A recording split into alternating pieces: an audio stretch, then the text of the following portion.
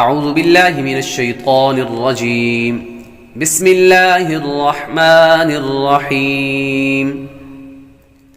ہر بال کے بدلے میں نیکی۔ حضرت سیدنا زید بن ارقم رضی اللہ تعالی عنہ فرماتے ہیں، قال اصحاب رسول اللہ صلی اللہ علیہ وسلم یا رسول اللہ ما هذه الاضاحی قال سنت ابیکم ابراہیم قالوا فما لنا فيها یا رسول اللہ قال بكل شعرة حسنة قالوا فالصوف یا رسول اللہ قال بكل شعرة صوفه حسنة۔ صحابہ کرام علیہم الرضوان نے عرض کیا، یا رسول اللہ صلی اللہ علیہ وسلم یہ قربانیاں کیا ہیں؟ یہ جو قربانی کرتے ہیں یہ قربانی کیا ہے؟ ہم قربانی کس لیے کرتے ہیں، کس وجہ سے کرتے ہیں؟ تو ہمارے پیارے آقا کریم آقا صلی اللہ علیہ وآلہ وسلم نے ارشاد فرمایا، تمہارے باپ ابراہیم علیہ السلام کی سنت ہے۔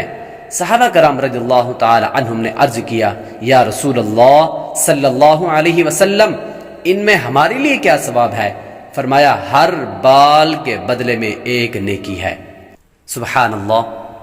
ہمارے کریم آقا پیارے آقا صلی اللہ علیہ وآلہ وسلم نے ارشاد فرمایا، ہر بال کے بدلے میں ایک نیکی ہے۔ عرض کیا اور اون میں؟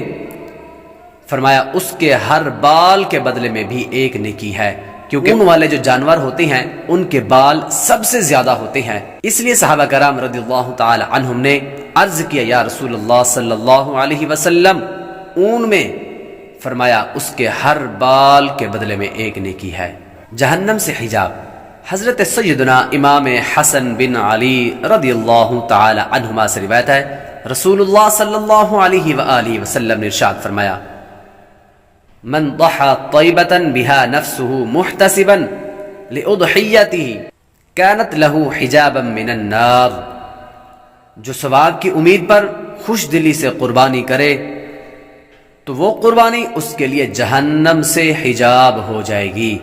سبحان اللہ۔ ہمارا کریم آقا پیارے آقا صلی اللہ علیہ وآلہ وسلم نے ارشاد فرمایا کہ جو ثواب کی امید پر خوش دلی سے قربانی کرے تو وہ قربانی اس کے لیے جہنم سے حجاب یعنی پردہ بن جائے گی، آڑ بن جائے گی۔